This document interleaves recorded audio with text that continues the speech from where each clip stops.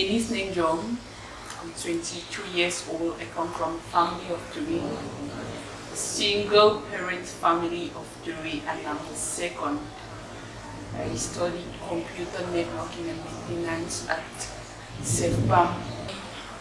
Actually, I've never really known when I've lived all my life in Bamenda, and while in Bamenda, I didn't know that there are children that could be suffering, there are children that could be homeless.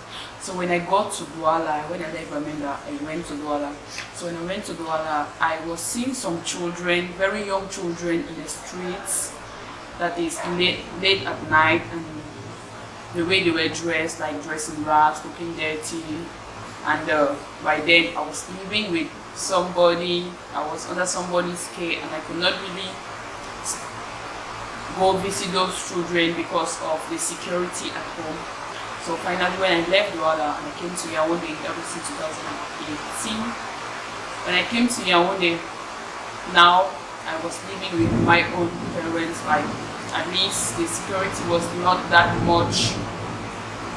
So I first of all I was going to the orphanages. I was visiting the orphanages, and there was a day I was passing at Post Central in the evening, or say at night, late at night, and I saw people sleeping at the veranda of Post Central. There was a day I was passing around Avenue Kennedy. I saw the same incident, and there's this voluntary select just opposite the cathedral at Post Central as well. I saw so many children there, that is, they beg. I've witnessed situations where I see so many little children seizing things from elderly people and they just disappear into thin air. And then when I got back, I was like, so there are really things like this. If I had met situations like this before, or let me say when I was in Bamenda, or if I had the opportunity in Douala, then I would have at least get to these children, if some of them can return to their homes, or really get what can push a child, because most of them who are in the streets, or let me say yes, most of them in the streets are mostly teenagers. So I was like, what could be the reason why so many young children are rushing into the streets? You come from a background where you were raised, single-handedly raised by a mother. So could it be one of the reasons why you have a soft spot for those children who are dying on the streets on a daily basis? Somehow, I just came to realize when I was already on the streets, when I started getting the complaints or the reasons why some of those guys are in the streets, I just came to realize that maybe it is because some have fallen under the single parents, some have stepfathers or stepmothers, and other situations that actually got into the streets. But actually, when I started going to the streets, it was not because I was raised by a single mother or so. But when I started going to the streets now, I can say the zeal to keep going there and to create more chance has increased, because I discovered that before now I used to be like, I've never known my father, I don't know the importance of a father in my life. So whether a father or no father, at least I know my mother to be a mom, dad. She's been there as a mother and she's been there as a father, so I don't really see the use or the need of a father. Then I met this guy. He told me he's been in the streets since the age of 9 years or so. Yes, since the age of 9 till he was about 20 something. Then now he works with the Ministry of Social Affairs. Like the Ministry of Social Affairs took him, and now he kind of controls the other children in the streets. So when I just met him, as we were communicating, we were talking, he was asking my reasons. As I was telling him, he took my phone that maybe he could suspect some secret reasons or so. Like, he watched through my pictures, He tried going through some of messages or WhatsApp groups. I actually let him know that, but he didn't suspect any. So at the end, he told me I had about 800 to 1,000 pictures. I gave him the time to check through all of it. So he told me that looking at my pictures, he did not suspect anybody there to be my dad, but at least he can suspect some people to be my mom or family or friends and so. I said yes. So he asked about my dad. I told him I've never known my dad and I don't really care about. He's like, why don't I care about my dad? Or so I told him I've never known the importance. Like I just said, I don't know the importance. I've grown up without him. Okay, like so. Don't you think your father just made with your mother so your mother could give birth to you so you help other children in the streets? And I was like, what the hell is this? To tell me when to look for my father or the importance of my father. And then I was like, so how then did he never show up? Because I learned he actually knew that my mother was pregnant. So ever since then, don't he think he can still look for the baby the mother was or the girlfriend or the whatsoever was carrying at that time? I said, okay, let that be the case. So now he was like, he told me his own part of the story, how he has suffered in the streets. Like he has been a very violent child, but thank God for God now he's a changed somebody. And then I asked him what caused him to change. He said he had a friend, they stole at the Cameroon, the branch which is around Yaounde-Cameroon or something like that.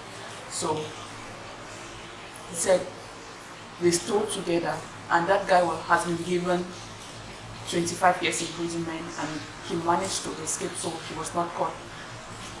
Then he said that would be his last time to ever commit such a crime because before then he has been to prison so many times and he has been released, he's been to prison. So he was just imagining 25 years, the length of 25 years continuously. He wouldn't want to pass through that. So now he takes care of, like he monitors the street children. He works with Minas as a monitor, because actually there are people who come to the streets. Some come and hire the children to go and commit some evil acts. Some come and take the children and maybe kill them or sacrifice. There are diverse reasons and mostly negative reasons why people come there. So he told me that before that day he walked up to me. He has been seeing me for some time. Then that day he decided to walk up to me and he took me to some areas where some of those street children live. Like he said, the government is aware that those children are there. So I look at the place. It is kind of a calaboard that has been constructed, kind of 1 meter each, or 1 meter as I can put it, 1 meter each, where let's say in a single room, which is 1 meter squared, around 5 people live inside also. And I was really amazed that so the government is aware that this is happening and this is actually the best thing we can do. And so he said he will leave me to talk with some of those guys there. Now that day I met the guy, his name is Serge. And that day he was drunk. Let me say he had vomited and he was weak. So he was really weak. And then the friend said he had taken this, and there's a liquid substance they take. I don't know, I've asked for the name, they don't give me, and I don't actually know what substance is that. So they said he had taken the substance and they advised us that we should take the guy to his family that night because he might die on the streets, because some other children have been dying on the streets. So we prayed with the guy, do all we could, and he became stronger and he could talk. So we asked him for anybody's number if we can communicate with. He said he gave us his father's number, and the father in question here is a stepfather. So we called the father and asked him and told him that we have met his child on the streets, Serge, and we don't know if we can bring him to the house. His father said no, he's not ready to meet the child yet. And we asked the guy is 16 years old, We asked him, where is the mother? He said the mother lives with the father. Okay, it says, since the mother is there, let us just take the guy home. No matter how hard the father's heart is, I think the mother can calm down situations. So when we got there, that is somewhere well, around Omispo or along Omispo. So that is, we got to Fujiror and getting into the quarters. So when we got there, it was actually getting that late. It was around 10 p.m. getting to 11 p.m. We got there, the father was, in fact, even before we got there, the child had, it shows that before he came to the streets, it is because of the stepfather that the search has been in the street. So he was so, before we got there, he had accumulated so much energy and anger. When we got there, he was not the same person we met when we just, he was not the same person we met in the street, because when we met him, he could not walk, he could not stand, he could not even talk. So before reaching his house, as we just got to his house, he gathered stones and he scattered the father said and stuff like that. So thank God the father was not in the house, so the mother was there. The guy was just angry, insulting people around the house, up and down, going round and round, asking where's the man who killed the man. The mother got into it. I felt bad, like, well, oh my God, this old lady, this poor old lady will think we'll be wondering where we are coming from just to come and make her sad or so. And then there was a young boy in that house showing that the guy was from the man's family. So he just left the house with a machete. We didn't know where he was going, but I actually saw him answering a call and saying he's coming, that boy is here, he's coming, that he's coming. So, and when he said that, I left the house with a machete, I didn't know where he was going, I didn't know who he was talking to. So we actually took the guy, the search that we were going, since he wants to be causing destruction in the family, so let's take him back to the streets, or we can look for a place and keep him there. On our way back, we met with the stepfather. He was already on the road waiting for us, and he was like, so we called him and he refused that we should not bring the child. We have brought the child now to threaten his life, and so we are going straight away to the gendarmerie or so.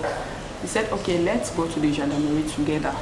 Just before we wanted to see that's the stepfather coming in a very high speed with a machete, like, thank God for God, he would have. I went there, I was with one of my friends, and that friend had been asking me, please, Annie, when you're going out, next time you're going, let me know next time you're going. So it was actually his first time to go with me to the street.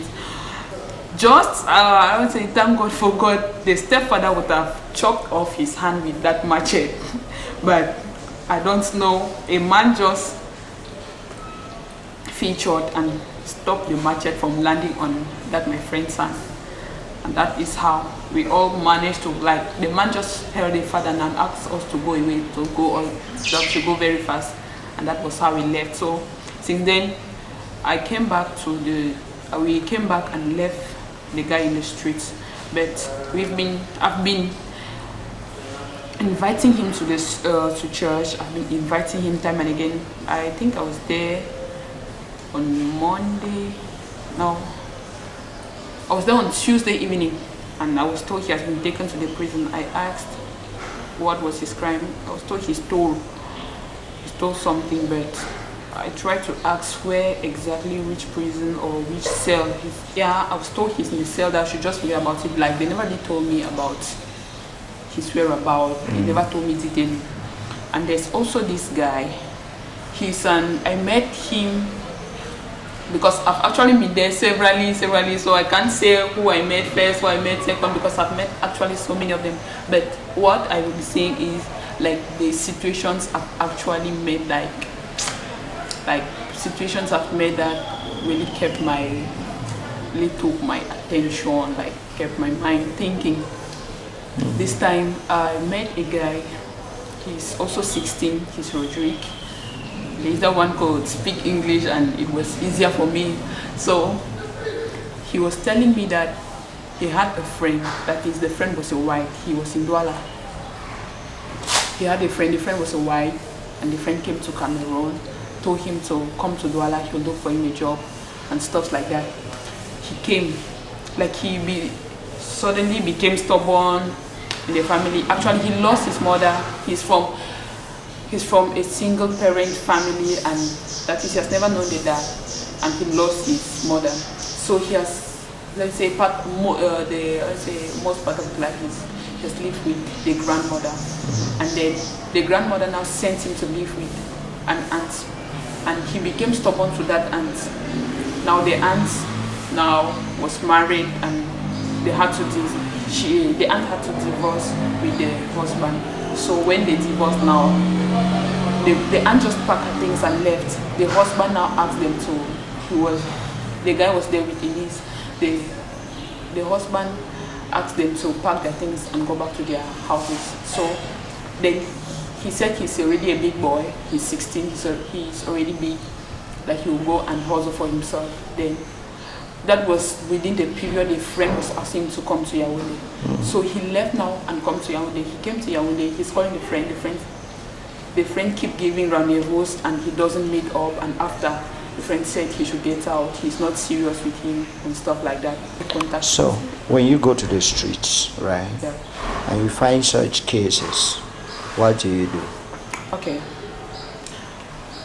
When I find a situation like that guy, this guy Roger I'm talking about, I ask him now like this. And I ask him now like this, what do you want? If I will want to help you, what can I do that will suit you best? He asked me to give him transport to return to his family, which I did, and now he returned to Douala. He's in Douala presently. Has he been calling? Yeah, he's been calling. And have you ever talked with his family?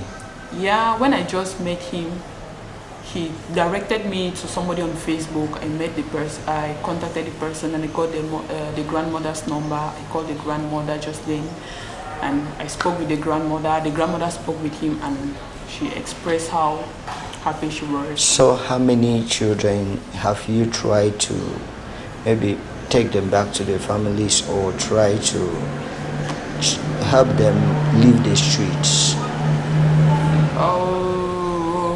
Those that have returned to their homes, I think they're around 6 in number, and some have tried to return, and the parents don't want them to return. I think there are about 3 of them. Like the parents say, I am not ready to receive this child now. So are you doing this work alone, or there are some people that really help you in the process? I don't know if I should say I'm alone or there are some people that help me in the process. Or let me say I'm actually alone, because now I'll meet someone who will say, Annie, please, next time you're going, let us go together. Or because at times I go with dresses for them, like pullovers, trousers, caps and stuff like that for cold, or bed sheets because they actually sleep and they don't have something to cover. Or I cook food, I go and share with them. So someone will be like, next time when you're going, let me know before time so that at least I can contribute. And when it is time, I'll say, okay, I'll be going next week, or I'll be going 2 weeks from now. I'll say, okay, and then when it will actually be time for us to go, or like we are going tomorrow at this time, or we'll be going to this at this time, no response. And so far I've actually met just one person, and that is a name George. Like we have been going together. How often do you get there? How often do you go to the streets? How often I go to the streets? I can't say, let's say I can't say in a week I go once or I go twice. But I make sure I go at least once a week. Okay. Yeah, like, because after, my church is that way, so when I leave church, at least I pass there, and again, any day within the week, I pass there, and at times I pass again, and I pass again. Do some of them know you already? Oh yeah, they know, so many of them know me. Like, I think the second time ever when I went to the streets, I met, they are like, they are like a town. They are like in a town. There they have the pressy, they have the government, they are whatsoever. So when I went there, the second time I went, I made friends with the chief, let me say, the highest person in authority there, because like when you have more power, yes, you are the person in authority. So when I made friends with him. Okay. So making friends with him is actually making friends with everybody. You're younger, 22 going to 23. Yeah. And most of them, I want 23 going to 24. Okay, I want to guess most of them you meet are boys. Yeah. Have you been meeting some girls there too? I once met a girl, but she looked like a street child. And when you look at it critically, you see that she's not a street child. Okay. Yeah. Now, many of those you meet are boys. Yeah. Is it very easy dealing with them? Or maybe one might be having the fear that you're trading on dangerous soils, that you're going, maybe some of them want to rape you, some of them may want to maybe have very funny intentions. How easy has it been? Yes, yeah, that's right. Let me just briefly take you through this situation. I want, there were some people, or let me say there were some grown-up men that lived in the bushes at the Carrefour Vault. There's that Catholic land there. So I discovered that some men lived there, and they were homeless men. There were two of them. So I went there when I learned about them. I went there. I was evangelizing to them, like giving them stuff. One of them told me that if I really want him to hear what I am saying, I should bring a girl for him to be sleeping with. I said, so if I don't have a girl, what should I do? Should I stop coming? Or should I stop giving what I have to give? Or so he said, but I myself am a girl. If I don't have a girl, I myself, I can give him. If I really care that he should hear what I am saying. Like, oh no, I am sorry, then you have to lose me, you have to lose everything and everything. It's like you are not serious for what you are doing, else you would care for what I want, all that stuff. I said, okay, now I'm sorry, I can't sell because I can't bring a girl, like I am a Christian. He was like, I should forget about it. And then coming back to the street, like at Post Central in general, that's where most of the street children are found. There I don't have any fear because let me say there I have somehow security. They have been seeing me come there with that social worker. And they really fear, or let me say they respect that social worker a lot, and I associate that much with the boss, let me call it their boss there in the street. So, and they fear him and stuff like that. So when I get there, everybody, like when I say stand, they stand. When I say walk, they walk. Like, okay. But when going there, how do you dress? Yeah, when I am going there, I put on tennis, I put on jean trousers, turtleneck. That is something like, I really like stuff like this to really protect my body and stuff like that. And I'm very big pullover. Yeah. Else, I'm coming from church, or I was just passing and I decided to stop there. Of the challenges you've been facing and some of the earmark projects you have in mind, that if things go the way you really want them to go, then you're going to carry out in the days ahead? First, let me start with the challenges. The challenges, meeting with some of the parents that actually did not want their children back at home. Excuse me. It's been crazy. They are very, very rude. They really threaten you like, what the hell are you doing? Maybe you are even the cause why the children are stubborn, this and that. Like, this is a young boy, and because of him, I lost my other child and stuff like that. So they're not really ready. They're like, you get out and get away with the child and stuff like that. So when they really talk like that, you feel like, oh my God, this is a child like any other child, and any other child can do a mistake and stuff like that. And now like this, if I hope to get some of those children a room, like the boss of the street, when he told me about his own challenges, what brought him to the streets, I see that he was not ready to go back to the house, only if he actually has a home. He was not ready to go back to the home, even if there was a home. And he's really tired of the street life. He's really frustrated in the street life because he will be like, I want to work money and get a room. Since he's in the streets, he's too tempted, he's too open to some type of challenges, some type of provocations and stuff like that, that he can't really keep money. Let's say he can work 5,000 francs, that okay, I've worked 5,000 francs. Let me store up 3,000 francs and use 2,000 francs. Firstly, he told me how he kept money with him and a friend was keeping money together, and the person got up and disappeared with the money. He kept again money with a friend. The friend got up and went and took the money and left. Now he don't really know how he can keep his money and stuff like that. And given that he's open, like that liquid they take, that I don't know how they call it, but it affects them one way. So as long as he's in the streets, he will still continue to take that thing because he don't know how he can stop taking it, because he will be seeing it like he has taken upon himself severally, like, I want to take this thing again, I want to take this thing again, but he finds himself taking again. So I'm like, I vision to get him a room, get him out of the streets, and he was telling me about a business that could cost 25,000 francs, and I know that if I give him 10,000 francs, he can start that business and get over about it and get over.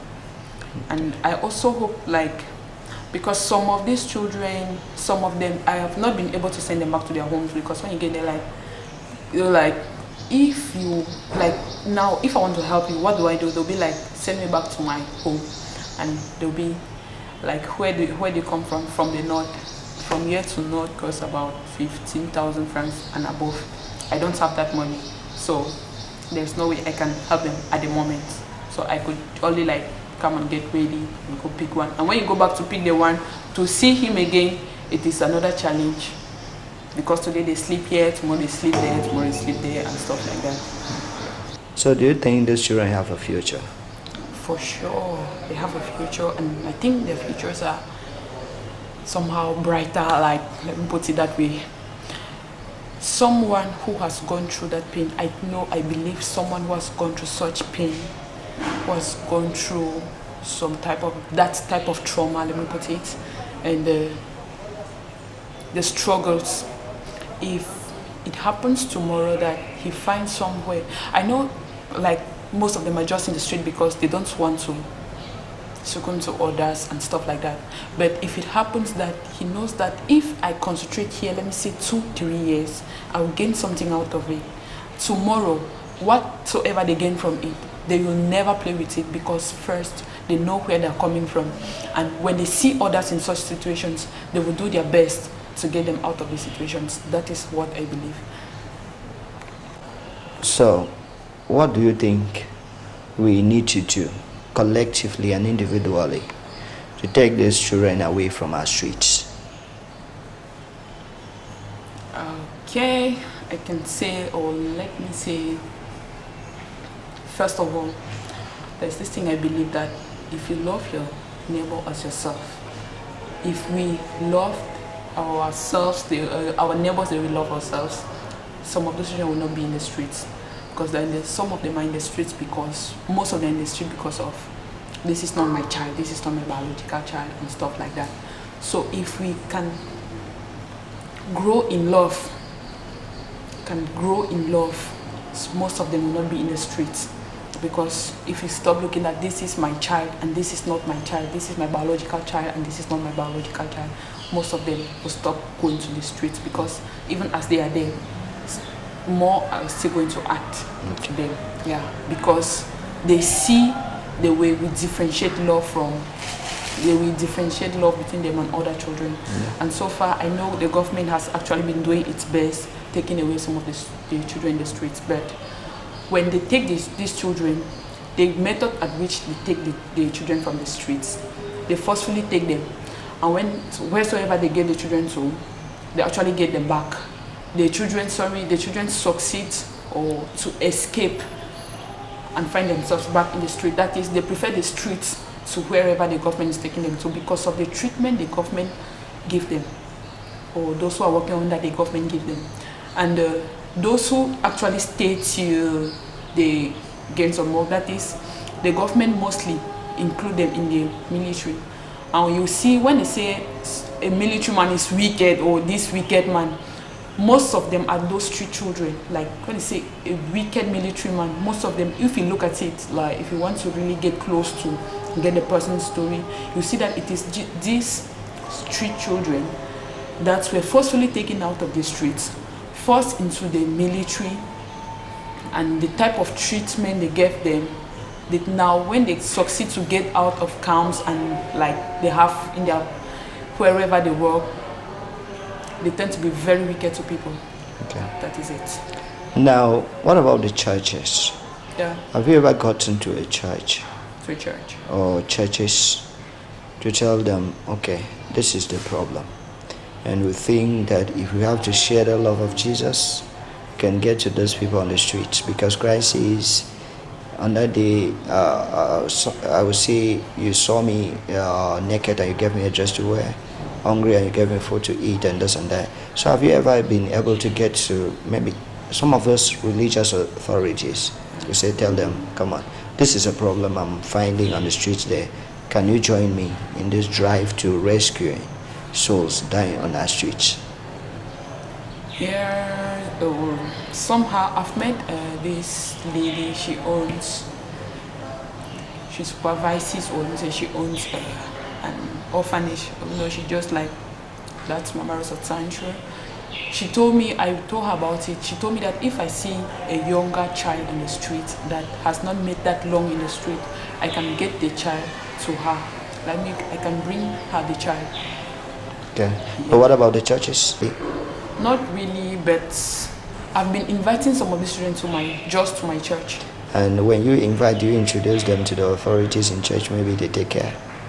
I did, and somehow okay. it didn't end well.